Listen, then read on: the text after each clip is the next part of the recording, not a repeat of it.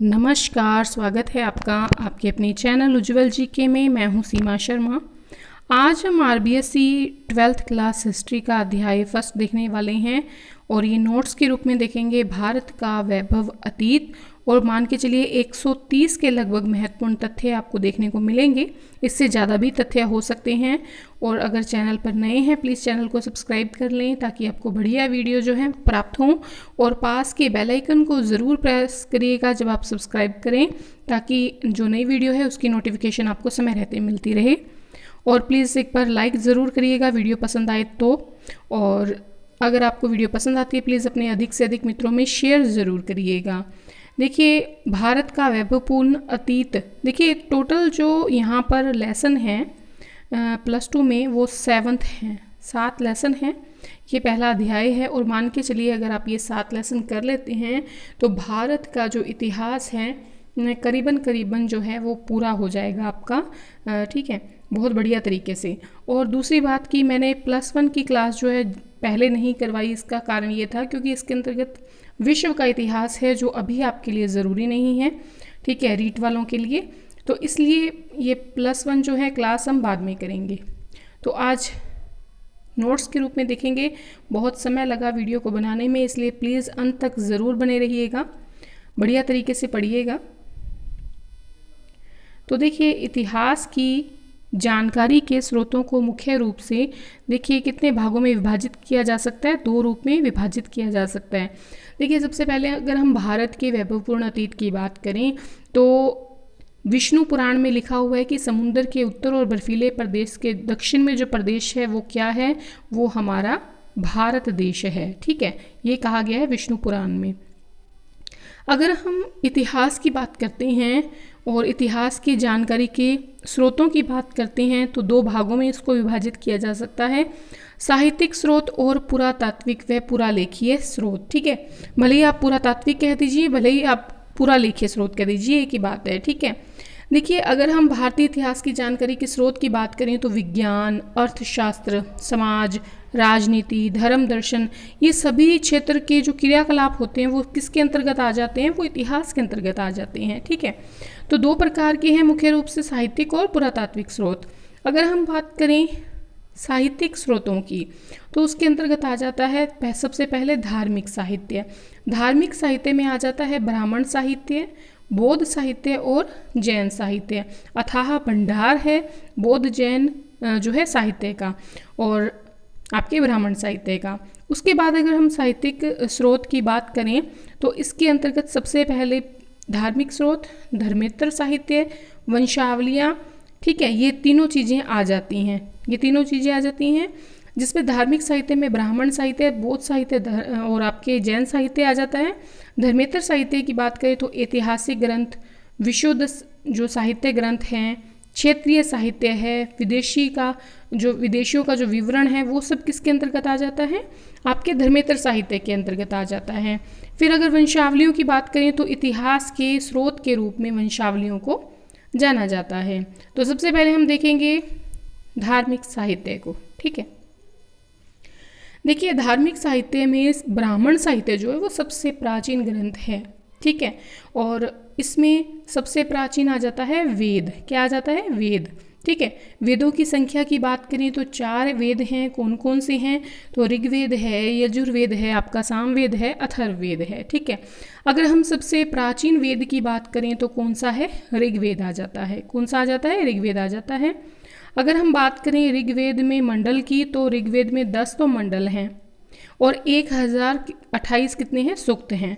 देखिए, प्रत्येक जो वेद है उसके आपको 4 भाग मिलेंगे, संहिता, ब्राह्मण, आरण्यक और उपनिषद। चारों वेद जो हैं उन चारों के 4-4 भाग हैं आगे, ठीक है। देखिए, वेदों की जो व्याख्या है वो संहिताओं में की गई है, ठीक है। चलिए आगे बढ़ते हैं। ऋग्वेद छंदों में रचा गया है, किस में रचा गया है, छंदों में रचा गया है। अगर हम यजुर्वेद की बात करें तो यज्ञ संबंधी जितना भी आपको विवरण मिलेगा वो किसके अंतर्गत मिलेगा, यजुर्वेद में मिलेगा। अगर हम बात करते हैं सामवेद की तो आर्यों द्वारा गाई जाने वाली जो सामग्री है वो किसके अंतर्गत आ जाती है, सामवेद के अंतर्गत आ जाती है, ठीक है। अथर्ववेद की रचना किसने की है? अथर्वा ऋषि ने की है, याद रखिएगा। देखिए अथर्ववेद की बात करें तो इसमें बहुत से विषय जो हैं सम्मिलित हैं, जैसे कि ब्रह्म ज्ञान है, धर्म है, समाज निष्ठा है, औषधियों का प्रयोग है, शत्रुओं का दमन है, रोग निवारण है, तंत्र मंत्र हैं, ये सारे विषय इसके अंतर्गत शामिल हैं। ठीक है, आगे देखिए यज्ञ कर्मकांड पर आधारित साहित्य कौन सा है? ब्राह्मण ग्रंथ है। अगर यज्ञों की कर्मकांडों की बात करें तो ब्राह्मण साहित्य इन पर आधारित है। फिर है आरण्यक ग्रंथ। अरण्य, अरण्य किसे कहते हैं? जंगल में, जो वनों में जंगलों में लिखा गया ऋषियों के द्वारा, वो क्या कहलाता है? आरण्यक ग्रंथ कहा जाता है। ठीक है, और इन आरण्यक ग्रंथों में दार्शनिक विषयों का क्या दिया गया है? विवरण मिलता है। अगर हम उपनिषदों की बात करें, ये तो हो गए आरण्यक। अगर हम उपनिषदों की बात करें,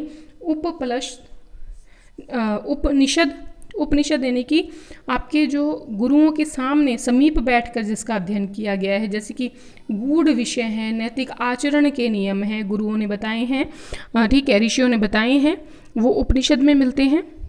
अगर देखिए हम वैदिक साहित्य को बढ़िया तरीके से समझना चाहते हैं तो हमें वेदांग पढ़ने ज़रूरी हैं, इसलिए वेदांग साहित्य की रचना की गई। और वेदांग जो हैं वो संख्या में कितने हैं?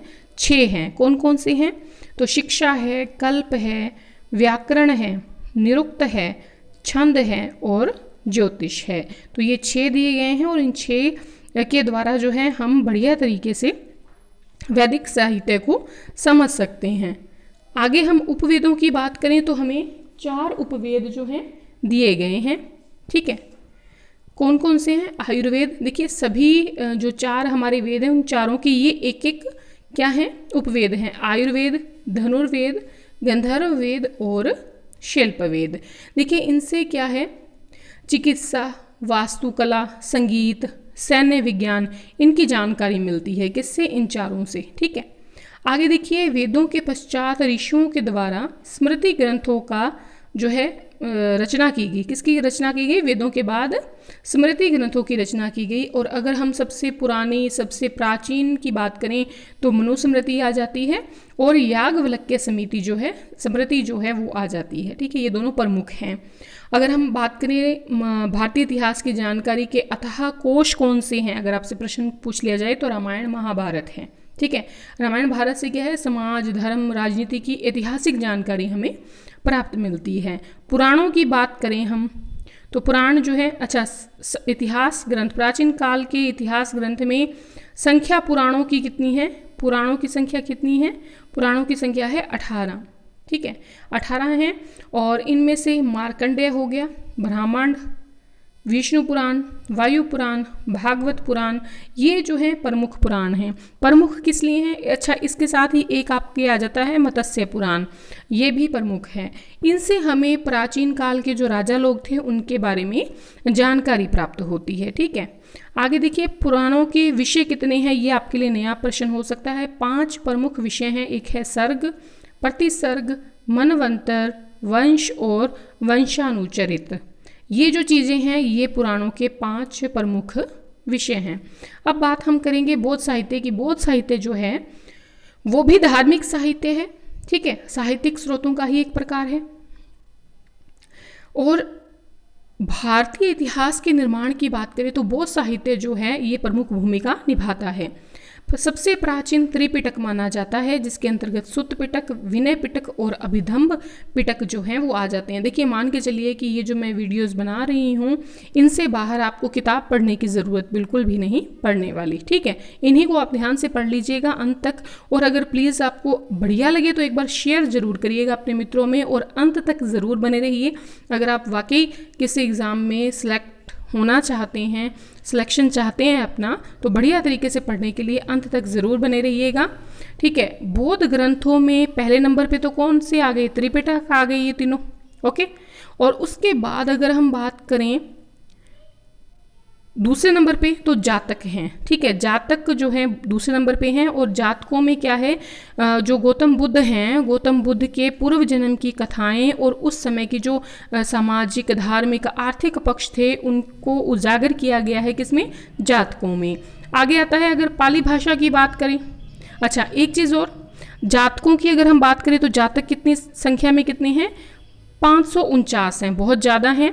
और पाली भाषा के अगर अन्य ग्रंथों की हम बात करते हैं तो उसमें मिलिंद पन्हो आ जाता है, दीपवंश आ जाता है, महावंश आ जाता है। ठीक है, देखिए अगर हम बात करें मिलिंद पन्हो की तो यूनानी आक्रमणकारी आए थे मिनेंडर, याद होगा आपको, मिनेंडर और जो बौद्ध भिक्षु थे नागसेन, तो इन दोनों के मध्य वार्ता का जो विवरण है वो मिलिंद पन्हो में मिलता है। अगर हम दीपवंश की बात करें और महावंश की बात करें तो इन दोनों में क्या है, सिंहल द्वीप यानी कि जो श्रीलंका है उसके इतिहास का वर्णन हमें प्राप्त होता है। चलिए आगे बढ़ते हैं।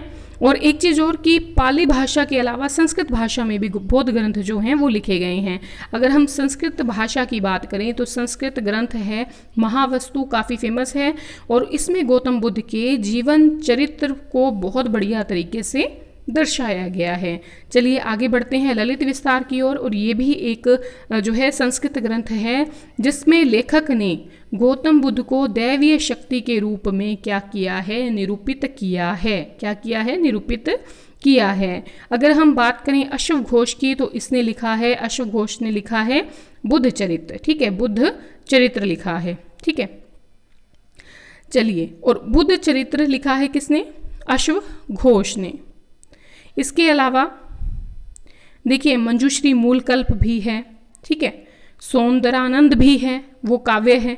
तो इससे भी किसकी जानकारी मिलती है, महात्मा बुद्ध या आप कह लीजिए बौद्ध धर्म की जानकारी मिलती है। बौद्ध धर्म के जो शिक्षाएं हैं, जीवन चरित्र है महात्मा बुद्ध का, उसके बारे में जानकारी मिलती है।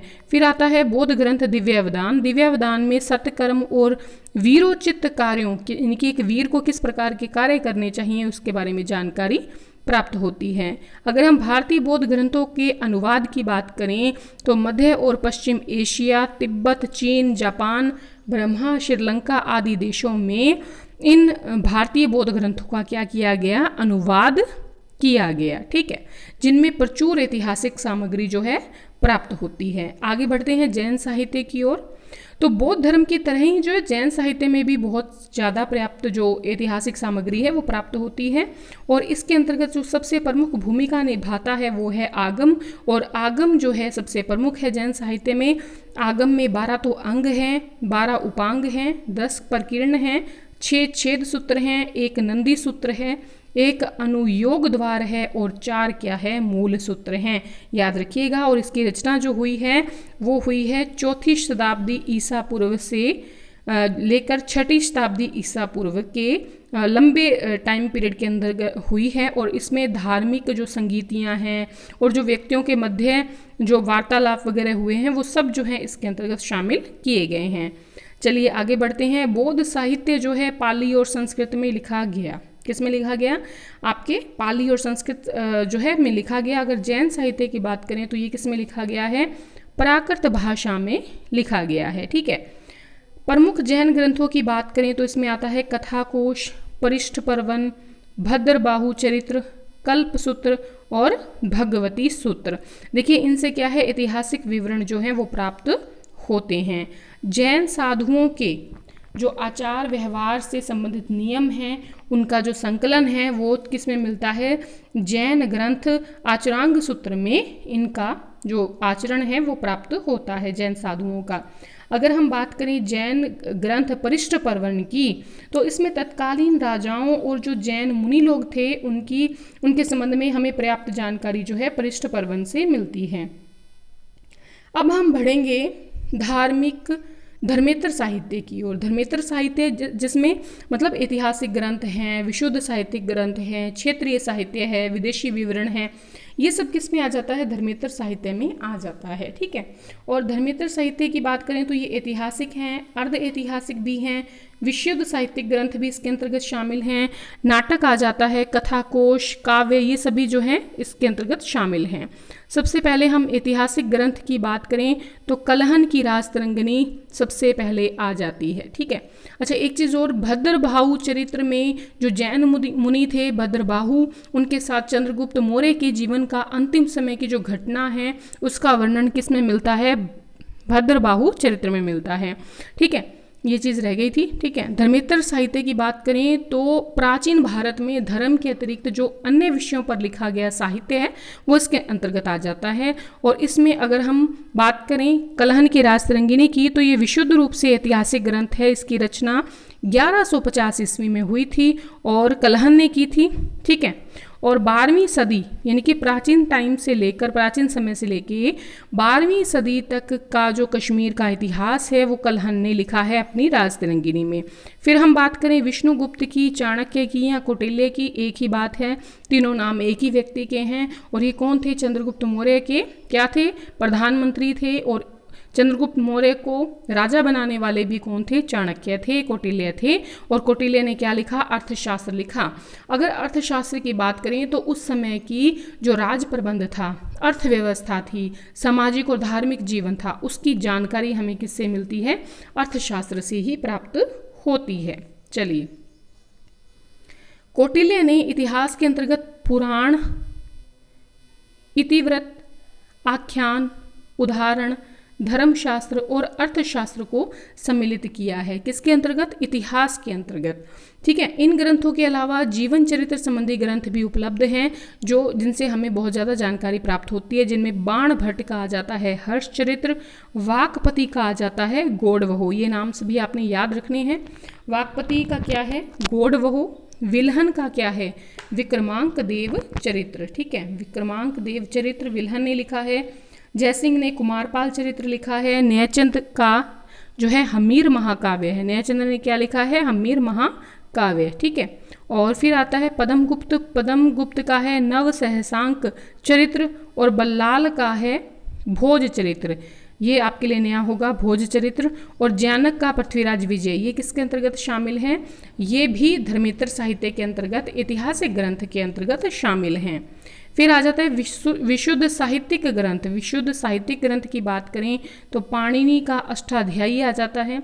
देखिए, विशुद्ध साहित्यिक ग्रंथों की अगर हम बात करते हैं तो इसमें नाटक हैं, व्याकरण ग्रंथ हैं, टीका हैं, काव्य हैं, कथा साहित्य हैं। ये सभी जो हैं उस समय के शासकों की सामाजिक आर्थिक जीवन की जानकारी देते थे।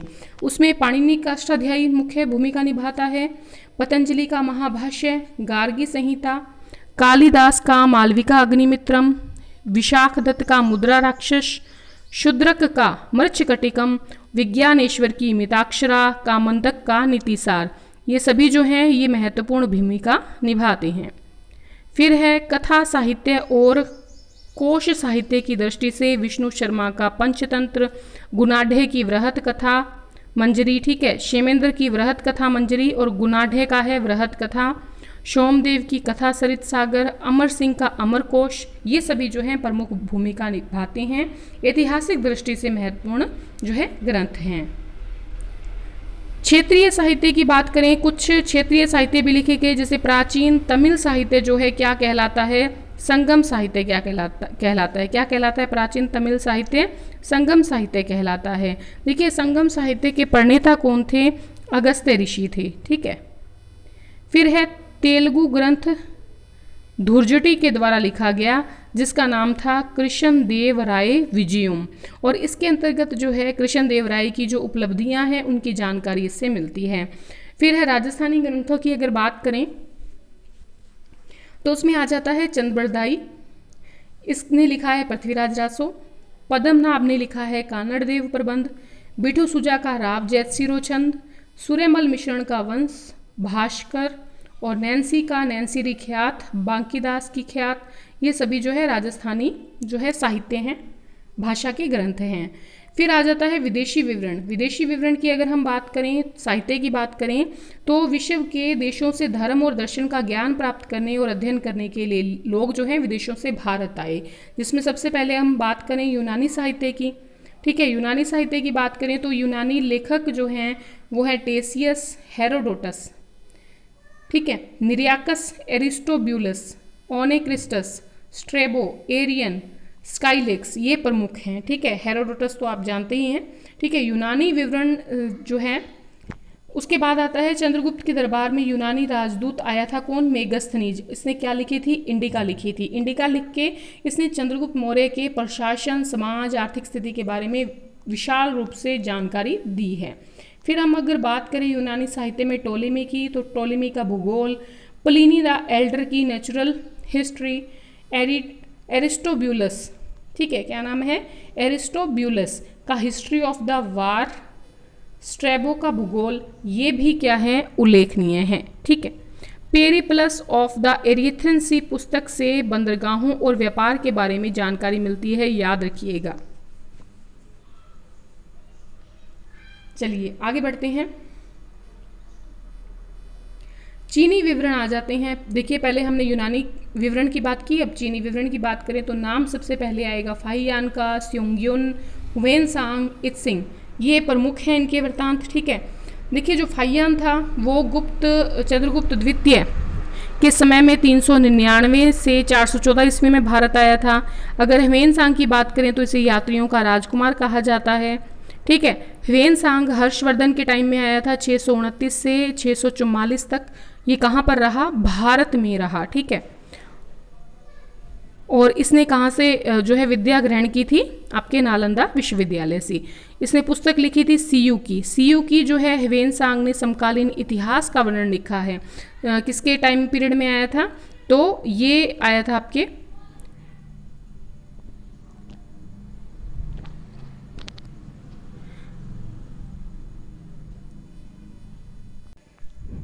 हर्षवर्धन के समय। ठीक है, कई बार जो है ज़्यादा पढ़ने से स्किप हो जाती है चीज़। ठीक है, आगे है इत्सिंग की बात करें, इत्सिंग 7वीं शताब्दी के उत्तरार्ध में आया था, 672 से 686 तक भारत में रहा था।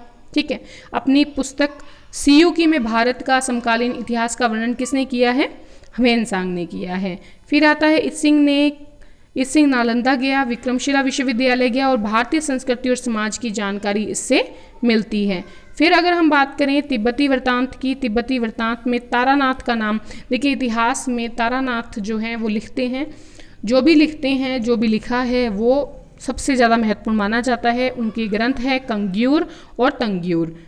ठीक है, और ये उपयोगी माने गए हैं। और फिर अगर हम बात करें अरबी यात्री की, भूगोलवेताओं की, तो उन्होंने भी भारत के संबंध में जानकारी दी है, जिनमें मसूदी का नाम आता है। मिडास ऑफ गोल्ड इसने लिखी है और इसमें भारत विवरण दिया है। सिंध के इतिहास की बात करें तो चचनामा आता है। ठीक है, चचनामा। और मिडास ऑफ गोल्ड जो है इसने लिखा है कि भारत का राज्य जो है स्थल और समुद्र दोनों पर है। ठीक है, किसने लिखा है, मसूदी ने लिखा है। सिंध के इतिहास चचनामा की, और सुलेमान नवी जो आया था इतिहासकार, इसने पुस्तक लिखी है, यात्री आया था, इसने लिखी है सिलसिलात उल तवारीख। और इसमें इसने क्या लिखा है, इन दोनों चचनामा से और सिलसिलात उल तवारीख से हमें पाल और प्रतिहार शासकों की जानकारी प्राप्त होती है। अब अगर हम अल बुरूनी की बात करते हैं, अरबी लेखक थे। ठीक है, तारीख हिंद लिखी थी, महत्वपूर्ण बुक है। और इन्होंने पहले तो संस्कृत सीखी, फिर जो हमारे भारत के मूल स्रोत थे उनका अध्ययन करके तारीख उल हिंद जो है इसमें भारत की समाज की, भारत की संस्कृति के बारे में जो है चर्चा की, लिखा। चलिए आगे बढ़ते हैं। इतिहास के स्रोत में अगर हम वंशावलियों की बात करते हैं तो वंशावली बहुत बड़ा जो है एक महत्वपूर्ण रोल अदा करती है। ठीक है, वंशावली लेखकों के में अगर हम देखें तो एक तो हैं बड़वा, जागा, राव, भाट, तीर्थ पुरोहित, पंडे, बारोट, ये जो है प्रमुख हैं। ये इन्होंने क्या लिखा है, हमारी वंशावलियाँ लिखी हैं। ठीक है, पुरोहितों के द्वारा निर्मित वंशावलियों या बहियों को प्रामाणिक दस्तावेजी न्यायिक साक्ष्य के रूप में मान्यता जो है वो दी गई है। और इसमें पारिवारिक संबंधों के विषय में कागज इत्यादि पर वर्णन किया जाता है और इसका उद्देश्य उनके सदैव रिकॉर्ड के रूप में रखने का होता है। देखिए मौखिक साक्ष्य से अधिक जो है लिखित साक्ष्य अधिक प्रभावपूर्ण होता है निश्चित रूप से। ठीक है, फिर क्या हुआ कि भारतीय साक्ष्य अधिनियम आया 1872 में और इन्होंने वंशावलियों, बहियों इत्यादि को सुसंगत न्यायिक तथ्य के रूप में स्वीकार किया है। वंशावली लेखकों को क्या कहा जाता है, लोक इतिहासकार भी कहा जाता है। क्या कहा जाता है, लोक इतिहासकार। वंशावली परंपरा के हस्तलिखित ग्रंथों से अनेक ऐतिहासिक पुरुषों का परिचय भी हमें प्राप्त होता है। फिर हम अगला देखेंगे, साहित्यिक स्रोत हमने देख लिए हैं, अब हम देखेंगे पुरातात्विक स्रोत। पुरातात्विक स्रोत जो है सबसे अधिक विश्वसनीय स्रोत हैं। ठीक है, पुरातत्व का तात्पर्य क्या होता है कि अतीत के जो अवशेष हैं उनके माध्यम से मानव की जो क्रियाकलाप है उनका अध्ययन किया जाए।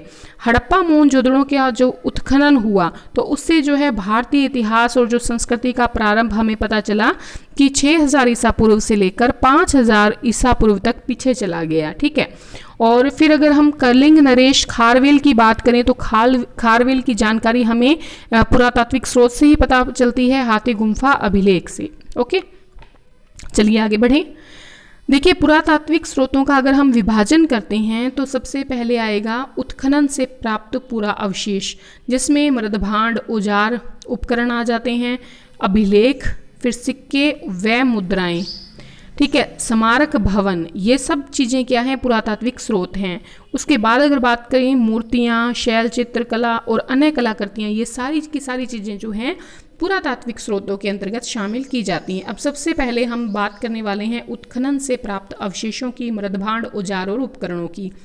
जो सिंधु सरस्वती सभ्यता की हमें जानकारी प्राप्त चली है वो इसी उत्खनन से चीज़ों से प्राप्त चली है। ठीक है, देखिए, पाषाणकालीन मानवीय संस्कृति और सभ्यता के बारे में जानकारी उत्खनन से प्राप्त पूरा अवशेष से ही पता चलती है। जो प्राप्त औजार हैं, मृदभांड है यानी कि मिट्टी के बर्तन हैं, वो हमें मानव की विकास यात्रा को समझाते हैं। ठीक है, आगे देखते हैं।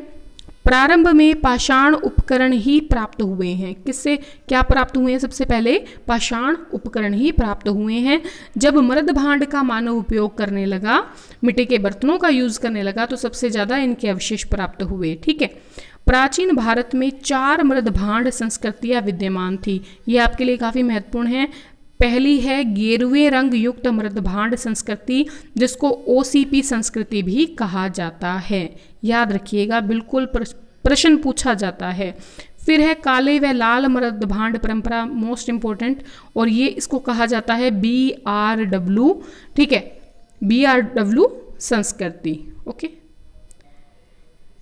OCP संस्कृति, गेरुए रंग युक्त मृदभांड संस्कृति, BRW संस्कृति, काले व लाल मृदभांड परंपरा, और जो तीसरा है वो है चित्रित स्लेटी रंग की मृदभांड संस्कृति, जिसको PGW कहा जाता है, और उत्तरी काली चमकीली परंपरा, जिसको कि कहा जाता है NBPW संस्कृति। ये भी काफ़ी महत्वपूर्ण है। तो ये चारों की चारों आपको याद रहनी चाहिए। देखिए, उत्खनन में सड़कें, नालियाँ, भवन, तांबे, कांसे की सामग्रियाँ, औजार, बर्तन, आभूषण, ये सभी जो हैं प्राप्त हुए हैं, जिससे क्या है कि तत्कालीन जो मानव समाज है, संस्कृति है, उसके बारे में जानकारी हमें पता चलती है। फिर आता है अभिलेख। ठीक है, अभिलेख की अगर हम बात करें तो इनसे शासक शासन विशेष का जो तिथि क्रम है, उपलब्धियां हैं राजाओं की, उस शासन की, उसके बारे में हमें पता चलता है। नाम, वंश, तिथि, कार्य, समसामयिक की घटना का पता किससे चलता है? अभिलेखों से पता चलता है। ठीक है, इनसे जो है संबंधित शासकों और व्यक्तियों के नाम, वंश, तिथि, कार्य, समसामयिक घटनाओं का क्या पता चलता है? जानकारी पता चलती है अभिलेखों से। अगर हम अशोक की बात करते हैं तो अशोक की जानकारी हमें ज़्यादातर अभिलेखों से प्राप्त हुई है। खारवेल की जो जानकारी प्राप्त हुई है हाथी गुम्फा अभिलेख से प्राप्त हुई है। गौतमी पुत्र सातकर्णी का जो नासिक अभिलेख है ये भी काफ़ी महत्वपूर्ण है। और जो प्रयाग प्रशस्ति है किसकी? समुद्रगुप्त की। तो ये भी हमें बहुत सी जानकारियाँ देती है गुप्त साम्राज्य के बारे में, समुद्रगुप्त, विशेष रूप से समुद्रगुप्त के बारे में। ठीक है, तो ये सभी जो है अभिलेख ये भी महत्वपूर्ण है। अशोक की बात करें तो अशोक के जो अभिलेख मिले हैं हमें वो खरोष्टी और ब्राह्मी लिपि में मिले हैं। ठीक है, अशोक के शिलालेख मिले हैं, स्तंभ लेख मिले हैं और गुहा लेख मिलते हैं, जैसे कि 12 बर की जो गुफाएं हैं। ठीक है, अशोक के अभिलेख जो है कला के उत्कृष्ट उदाहरण जो है हमें देखने को मिलते हैं। फिर अगर हम बात करें जूनागढ़ का जो रुद्रदामन का शिलालेख है वो काफ़ी प्रसिद्ध है। ठीक है, रुद्रदामन का जो जूनागढ़ अभिलेख है वो काफ़ी फेमस है। चंद्र का मेहरौली स्तंभ लेख, स्कंदगुप्त का भीतरी स्तंभ लेख, समुद्रगुप्त का प्रयाग प्रस्तंभ जो है, इसके बिना जो है इतिहास की जानकारी अधूरी है। ठीक है, ताम्रलेख से गुप्तों के इतिहास की जानकारी जो है हमें प्राप्त चलती है। और सबसे जो ताम्रलेख उल्लेखनीय है वो है प्रभावती गुप्ता का ताम्रलेख। ठीक है, गुहा लेख अशोक के बाराबर गुहालेख, दशरथ जो इनका पोता था इसके नागार्जुनी गुहालेख, सातवाहनों के नासिक और दशरथ की नागार्जुनी गुहालेख, ठीक है, ये सभी जो हैं फेमस हैं। और सातवाहनों का नासिक और नाना घाट का जो गुहालेख है ये भी प्रसिद्ध है और बहुत ही उपयोगी है। फिर हम मूर्तिलेख की बात करें। मूर्तिलेख किसे कहते हैं? कई मूर्तियों के जो शीर्ष होते हैं या जो नीचे का भाग होता है वहाँ पर लेख लिखवाए शासकों ने, जिसे मूर्तिलेख कहा गया। इससे भी हमें क्या है, तत्कालीन समाज की आर्थिक, सामाजिक, धार्मिक, राजनीतिक जानकारियाँ जो हैं वो प्राप्त होती हैं। फिर सिक्के और मुद्राओं की अगर बात करें हम, तो समुद्रगुप्त का वीणा वादक और व्याघ्र निहंता सिक्के जो है उसके संगीत के प्रति रुचि को प्रदर्शित करती है, और व्याघ्र निहंता सिक्के उसके शौर्य को जो है प्रदर्शित करता है। कुमारगुप्त की बात करें तो कुमारगुप्त के कार्तिकेय प्रकार के सिक्के मिले हैं जो उसके शैव अनुयायी होने की क्या करते हैं, पुष्टि करते हैं। सबसे पहले प्राप्त होने वाले सिक्के कौन से थे? पंचमार्क या आहत सिक्के, जो चांदी या तांबे के बने होते थे और इन पर केवल चित्र होते थे। अगर हम मौर्यों के बाद की बात करें तो मौर्यों के बाद हिंद यूनानी शासकों ने लेख युक्त मुद्रा को प्रारंभ किया था। सोने के सिक्के, तांबे के सिक्के किन के समय में प्रचलित हुए? कुषाणों के समय में प्रचलित हुए। समुद्रगुप्त के सिक्कों पर अश्व और यूप के चिन्ह बने हुए हैं और अश्वमेध पराक्रम लिखा हुआ है। बयाना राजस्थान की बात करें और जोगलथंबी नासिक की बात करें तो यहाँ पर सिक्कों के ढेर प्राप्त हुए हैं, ठीक है। और देखिए सिक्कों पर राजा का नाम अंकित होता था, राज चिन्ह अंकित होता था, धर्म का चिन्ह, तिथि अंकित होती थी। उससे काफ़ी सारी जानकारी हमें इतिहास की पता चलती है। जोगलथंबी में जो सिक्के मिले हैं, ठीक है, इससे हमें शक और सातवाहन संघर्ष जो हुआ था उसकी जानकारी प्राप्त होती है। गौतमीपुत्र ने शकों के सिक्कों पर अपना नाम अंकित करवाया था, तो इससे पता चलता है कि शकों को पराजित किया होगा, ठीक है। आगे देखें, बसाढ़ प्राचीन वैशाली जिसका नाम था, क्या नाम था? बसाढ़। इसमें 274 मिट्टी की मोहरें प्राप्त हुई हैं, ठीक है। सिक्कों से हमें जानकारी किस किस चीज़ की मिलती है? व्यापार की, आर्थिक स्तर की जानकारी मिलती है, कला पर प्रकाश पड़ता है, तिथि क्रम का निर्धारण होता है, धार्मिक विश्वासों की जानकारी प्राप्त होती है, साम्राज्य की सीमाओं का ज्ञान हो जाता है, शासकों की क्या रुचियां हैं, जैसे समुद्रगुप्त के सिक्के हैं तो उनका पता लगता है, नवीन तथ्यों का उद्घाटन होता है सिक्कों से, ठीक है। अब चलते हैं स्मारक और भवन की ओर। स्मारक भवन की बात करें, ये भी पुरातात्विक ही स्रोत हैं और भूमि पर या भूगर्भ में, भूमि के नीचे जितने भी अवशेष मिले हैं, स्तूप मिले हैं, चैत्य, विहार, मठ, मंदिर, राजप्रासाद, दुर्ग भवन, ये सभी जो है स्मारक में, भवनों में शामिल हैं। अब देवगढ़ का भीतरी गांव का मंदिर जो है ये गुप्तकालीन धार्मिक सांस्कृतिक जो जानकारी है वो हमें प्रदान करता है। दक्षिण पूर्व एशिया में भारतीय संस्कृति के जो विस्तार की जानकारी हमें पता चलती है वो किससे पता चलती है? स्मारकों से ही पता चलती है। कंबोडिया के अंगकोर वाट का जो मंदिर है, जावा का बोरोबुदुर का मंदिर है, और ये सब जो चीज़ें हैं वो हमें किससे पता चलती हैं? इन्हीं स्मारकों से पता चलती हैं। फिर आता है मूर्तियाँ, शैल चित्रकला और अन्य कलाकृतियाँ। प्रारंभिक मानव का निवास स्थान जहाँ पर वो मानव ने चित्रण किया था और रहता था वो क्या कहलाते थे? शैलाश्रय कहलाते थे, शैलाश्रय, ठीक है। और जो चित्रकला करता था वो कहलाती थी शैल चित्रकला, ठीक है। और इससे प्रारंभिक मानव के सांस्कृतिक, सामाजिक, धार्मिक जीवन की हमें जानकारी मिलती है। फिर आता है उत्तरी राजस्थान, दक्षिणी पूर्वी राजस्थान, शेखावाटी में हमें बहुत से शैल चित्र जो हैं वो प्राप्त हुए हैं। मध्य प्रदेश की बात करें तो भीमबेटका का नाम आता है, पंचमढ़ी जो है यहाँ पर शैल चित्र बहुत ज़्यादा मिले हैं और बहुत ही महत्वपूर्ण हैं। अजंता की जो भित्ति चित्र हैं, चित्र राशि है, दुर्ग हैं, महल हैं, वो भी प्राचीन भारतीय इतिहास की अभिव्यक्ति व्यक्त करते हैं। फिर आता है वैभवशाली भारत की उपलब्धियों की बात करें तो भारत को विश्व गुरु का दर्जा दिया गया था। अथर्व वेद में एक पृथ्वी सूक्त है जिसमें कहा गया है माता भूमिहा पुत्रोह अहम पृथ्वीहा, यानी भारत भूमि को माता के रूप में अथर्व वेद में बताया गया है। और सर्वे भवन्तु सुखिनः सर्वे सन्तु निरामया की कामना हमें बताती है कि जो हमारी संस्कृति है वो ये बताती है कि सारे मानवों का कल्याण हो, ठीक है। भारतीय संस्कृति का अगर विश्व संचार की बात करें तो चीन की जो दीवार है उसके उत्तरी दरवाजे पे संस्कृत भाषा में लिखा है, यक्षों के द्वारा परमेश्वर हमारी रक्षा करे। तो ये क्या बताता है? ये बताता है कि भारतीय संस्कृति, भारतीय इतिहास की श्रेष्ठता का उल्लेख भारतीय ग्रंथों में ही नहीं है, बल्कि पश्चिमी जो इतिहासकार थे, विद्वान थे, उन्होंने भी भारतीय संस्कृति की श्रेष्ठता को जो है माना था। अगर उनमें बात करें हम इतिहासकार म्यूर की, तो वो लिखते हैं कि भारत के प्राकृतिक सौंदर्य की भव्यता, विविधता, वनस्पतियों के उत्पादन की पूरी दुनिया में बराबरी कहीं नहीं है। अगर हम वाल्टर रेले की बात करें तो वो कहते हैं कि प्रथम मानव प्राणी का अगर निर्माण हुआ है तो कहाँ हुआ है? भारत खंड में ही हुआ है। ठीक है, ये चीज़ मानी गई है, इतिहासकार भी इस चीज़ को मानते हैं। और कहा जाता है शायद हिमालय में ही प्रथम मानव प्राणी जो है उसका निर्माण हुआ था। कमेंट करके बताइएगा सही है या गलत है। ठीक है, फ्रांसीसी दार्शनिक वाल्टेयर को जब ऋग्वेद की एक प्रति भेंट की गई तो उन्होंने क्या कहा कि ये देन जो है वो इतनी अमूल्य है कि जो पाश्चात्य राष्ट्र है वो सदैव पूर्व के प्रति, मतलब भारत के प्रति ऋणी रहेंगे। अग्नि पुराण में भी भारत को क्या कहा गया है?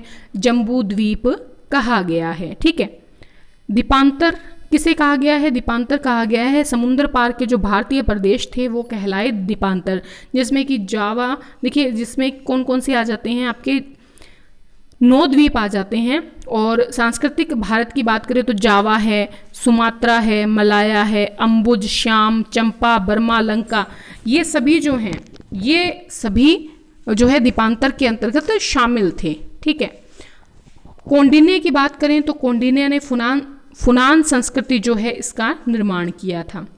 और कंबू की बात करें तो कंबू कहाँ गया था? कंबोडिया गया था, भारत का ही था। सुमात्रा में श्री विजय के वैभवपूर्ण साम्राज्य का उदय हुआ।